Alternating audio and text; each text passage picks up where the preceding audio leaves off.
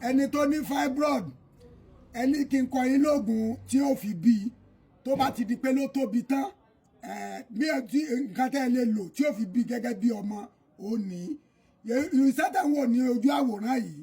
ewédú lẹ̀ ń wò yìí ewédú tútù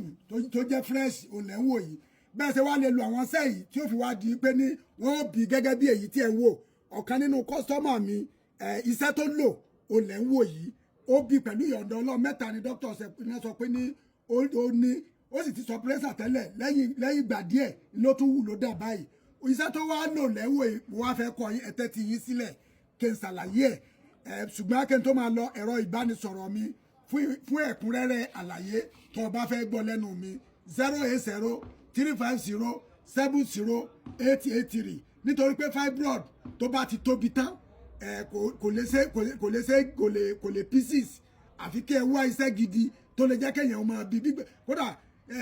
iṣẹ́ bígbà téèyàn fẹ́ bí ìbejì lẹ́ẹ̀kan náà ní òsè bí nírọ̀rùn tí ò ní dá láàmú tara ò ní ní tí ò ní ní nǹkan àkọ́kọ́ sẹ́rẹ́wédù yìí ó wà nínú nǹkan tẹ́ tọ́jú fún ẹni tó bá ní fibroid ewédú lẹ̀ wò yìí tí gbogbo wa mọ̀ tá a fi ń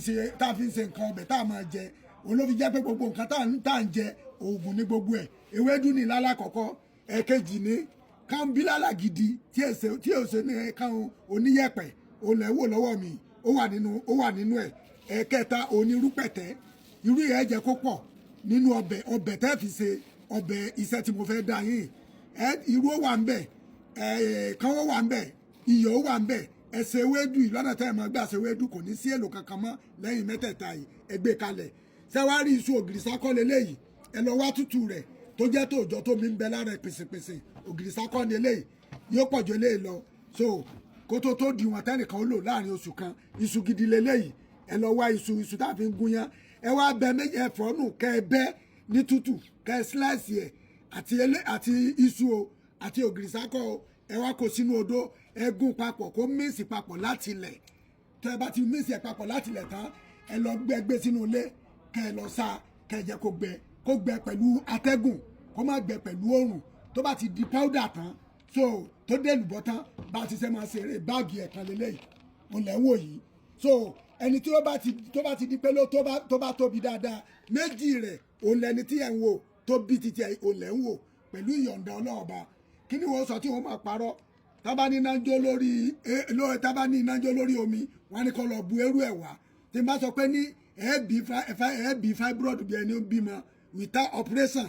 ẹ̀rí jẹ́mi sólè yìí àti gbogbo ẹ̀yin tẹ́ni sẹ́ndì fídíò tẹ́ǹdà mi láàmú látijọ́ tó ti pẹ́ ẹ wo fídíò yìí dáadáa láti ilẹ̀ títí tó débi tó dé yìí ẹ sẹ́ndì ẹni ó ti bí ó pọ̀ tí mi ò lè sọ ọ̀kan nínú fídíò nìyí tí n bá fẹ́ máa mú wa kódà kìí ṣe 10 kìí ṣe 20 pẹ̀lú ìyọ̀ǹda ọlọ́ọ̀ba tí kinní bá ti di powder tẹ́ bá ti fẹ́ rò lámàlà ní dèdè bá ṣe máa ro àmàlà lórí iná tí ò ní ju òkèlè 2 sí 3 lọ ìwọ tí ó bá lè ṣe wàhálà ṣẹ́ yìí ẹ pè mí sẹ̀rọ ìbánisọ̀rọ̀ mi èyí tá a ti ṣe ó wà ńlẹ̀ báàgì ẹ̀ lélẹ́yìí tá a ti ṣe kalẹ̀ tó já sí pé ní kọ̀ọ̀kan sanwó kọ́ gbé kọ́ sanwó kọ́ gbé kí n tún tún àlàyé yẹn kí n ṣe fún ọ àbí kọ́ gbọ́ fídíò yìí 08035070883 ní ògo Ọlọ́run bí fibroid ṣe wù kó pọ̀ tó bó ṣe wù kó tóbi tó bí ẹni ṣe bí titi ẹ̀ tí wọ́n náà bá tó bá ra iṣẹ́ tó bá gbàdé ẹ̀ láti ara fídíò mi yìí àbí ọ̀pẹ fún ni mo ta fún ọ mo ní fọwọ́sọ̀yà lórí èyí tẹ́mi bá ti ẹ̀tẹ̀ especially wípé ní wàá bí gẹ́gẹ́ bí ọmọ ni